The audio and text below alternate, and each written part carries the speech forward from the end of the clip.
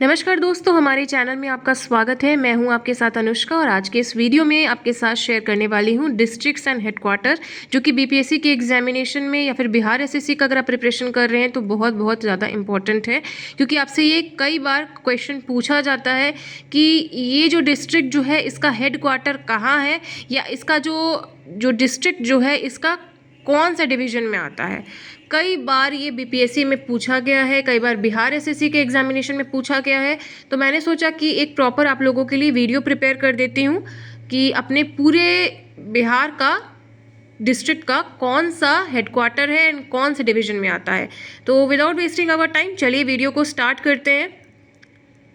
Video अगर आपको अच्छी लगेगी तो प्लीज़ हमारे चैनल को सब्सक्राइब ज़रूर कीजिएगा, लाइक कीजिएगा और कमेंट में बताइएगा कि आपको वीडियो कैसा लगा। तो देखिए, सबसे पहले हम डिस्ट्रिक्ट्स के बारे में बात करेंगे, फिर हम हेडक्वार्टर के बारे में बात करेंगे और फिर ये कौन सा डिवीज़न में आता है। ये जो बक्सर जो है ये इसका हेडक्वार्टर बक्सर है, ये पटना डिवीज़न के अंदर आता है। ठीक है, पटना डिवीज़न के अंदर आता है। भोजपुर एक डिस्ट्रिक्ट है जो कि इसका हेडक्वार्टर आरा है और ये पटना डिवीज़न के अंदर आता है। अब देखिए, सेम वैसे ही कैमूर जो है वो भभुआ जिसको हम कहते हैं, वो उसका हेडक्वार्टर भभुआ ही है, वो भी पटना डिवीज़न के अंदर आता है। नालंदा डिस्ट्रिक्ट जो है इसका हेडक्वार्टर कहाँ है? बिहार शरीफ। ये कौन सा डिवीज़न में आता है? तो ये पटना डिवीज़न में आता है। पटना जो हमारा बिहार का राजधानी है, इसका हेडक्वार्टर कहाँ है? तो ये पटना ही में आता है और इसका डिवीज़न भी पटना ही है। रोहतास डिस्ट्रिक्ट जो है इसका हेडक्वार्टर कहाँ है? सासाराम। और सासाराम कौन से डिवीज़न में आता है? तो ये पटना डिवीज़न में आता है। ठीक है, क्योंकि कई बार प्रश्न इस तरीके से बन जाता है कि ये जो बक्सर जो है ये पटना डिवीज़न के अंदर आता है कि तिरहुत डिवीज़न में आता है कि भागलपुर डिवीज़न में आता है कि मगध डिवीज़न में आता है। अब आप हो जाइएगा कन्फ्यूज कि हम क्या लिखें, तो इसको समझना बहुत ज़्यादा ज़रूरी है। चलिए नेक्स्ट क्वेश्चन की तरफ हम बढ़ते हैं। तो अभी आता है हमारा अरवल। अरवल जो है इसका हेडक्वार्टर अरवल है। अब हम बात कर रहे हैं मगध डिवीज़न में कौन कौन सा आता है। तो देखिए, औरंगाबाद का हेडक्वार्टर औरंगाबाद है, ये भी मगध डिवीज़न में आता है। गया का हेडक्वार्टर गया है, ये भी मगध डिवीज़न में आता है। जहानाबाद हेडक्वार्टर है इसका। नवादा का नवादा हेडक्वार्टर है। और ये सभी जो 5 जो ज़िले हैं ये सभी जो है ये मगध डिवीज़न के अंदर में आते हैं। ठीक है, अब बात करते हैं हम तिरहुत डिवीज़न के बारे में। तिरहुत डिवीज़न जो है ये 5 है। अब इन 5 के बारे में बात करते हैं। तो ईस्ट चंपारण जो है, जिसको हम लोग मोतिहारी कहते हैं, इसका हेडक्वार्टर मोतिहारी है। मोतिहारी जो है ये तिरहुत डिवीज़न में आता है। ठीक है, आप लोग सुने होंगे ईस्ट चंपारण, तो ईस्ट चंपारण का हेडक्वार्टर क्या हुआ? मोतिहारी हुआ। मोतिहारी कौन डिवीज़न में आया? तो मोतिहारी तिरहुत डिवीज़न में आया। मुजफ्फरपुर में आया और इसका जो हेड क्वार्टर जो है मुजफ्फरपुर का मुजफ्फरपुर में है और ये तिरहुत डिवीज़न में आता है। सीतामढ़ी इसका हेडक्वार्टर है, ये भी तिरहुत डिवीज़न में आता है। वैशाली जो है इसका हेडक्वार्टर हाजीपुर है, याद रखिएगा। वैशाली का हेडक्वार्टर क्या है? तो इसका हेडक्वार्टर हाजीपुर है।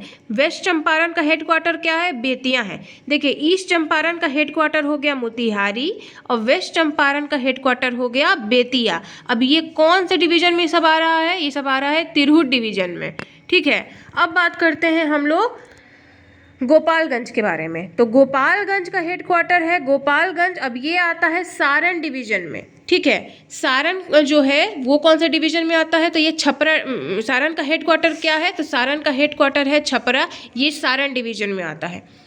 सिवान का हेडक्वार्टर क्या हुआ? सिवान है और ये सारण डिवीज़न में आता है। हम इसका फिर से रिपीट करेंगे सारण डिवीज़न का। देखिए, गोपालगंज का जो हेडक्वार्टर है वो गोपालगंज है और ये सारण डिवीज़न में आता है। सारण जो है इसका हेडक्वार्टर छपरा है और ये सारण डिवीज़न के अंदर आता है। सिवान जो है इसका हेडक्वार्टर सिवान है और ये भी सारण डिवीज़न के अंदर आता है। ठीक है, भागलपुर का हेडक्वार्टर क्या है? भागलपुर। बांका का हेडक्वार्टर क्या है? बांका। अब ये दोनों जो जिला है ये भागलपुर डिवीज़न के अंदर में आता है। अब आगे बढ़ते हैं हम। बिल्कुल बेसिक से हम लोग समझ रहे हैं इस चीज़ को, तो इसीलिए बिल्कुल अच्छे से आप समझ जाइए ताकि आपको बीपीएससी को एक एक प्रश्न को करने में ज़्यादा आपको परेशानी का सामना ना करना पड़े।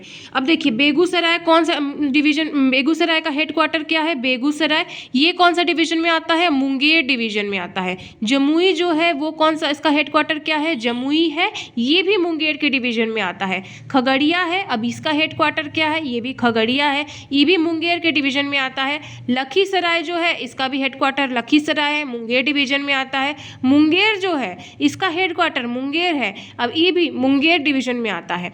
शेखपुरा जो है इसका हेडक्वार्टर क्या है, शेखपुरा। तो ये जो 5 जिला हो गया, 1 2 3 4 5 6 जिला जो हो गया, ये मुंगेर डिवीज़न में आता है। ठीक है, अब आता है हम, ये 4 हुआ। ठीक है, तो अररिया का हेडक्वार्टर क्या हुआ, अररिया हुआ। कटिहार का हेडक्वार्टर क्या हुआ, कटिहार हुआ। किशनगंज का हेडक्वार्टर क्या हुआ, किशनगंज हुआ। पूर्णिया का हेडक्वार्टर हुआ, पूर्णिया। अब ये सब जो जिला है वो पूर्णिया के डिवीज़न में आता है। अब बात करेंगे हम दरभंगा डिवीज़न के बारे में। तो देखिए दरभंगा में दरभंगा का हेडक्वार्टर दरभंगा है, मधुबनी का हेडक्वार्टर मधुबनी है, समस्तीपुर का समस्तीपुर। अब ये सब जो 3 जिला देख रहे हैं ना, वो आपका आएगा दरभंगा डिवीज़न में। अब हम बात करेंगे कोसी डिवीज़न के बारे में। कोसी डिवीज़न जो है वो मधेपुरा का मधेपुरा हेडक्वार्टर है, सहरसा का सहरसा है, सुपौल का सुपौल।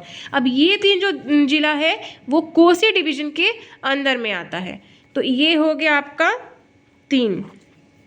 देखिए थोड़ा सा कंफ्यूजिंग ज़रूर है, लेकिन अगर आप एक बार समझ जाइएगा ना तो आपका बहुत आसानी से आप आगे का प्रश्न बना सकते हैं। तो आशा करती हूँ कि आपको आज का ये वीडियो पसंद आया होगा। इसी के साथ मैं और भी बहुत सारे बीपीएससी और बिहार एसएससी के प्रश्न आप लोगों के लिए लेकर के आते रहूँगी, टॉपिक लेकर के आते रहूँगी। इसी के साथ जय हिंद, वंदे मातरम।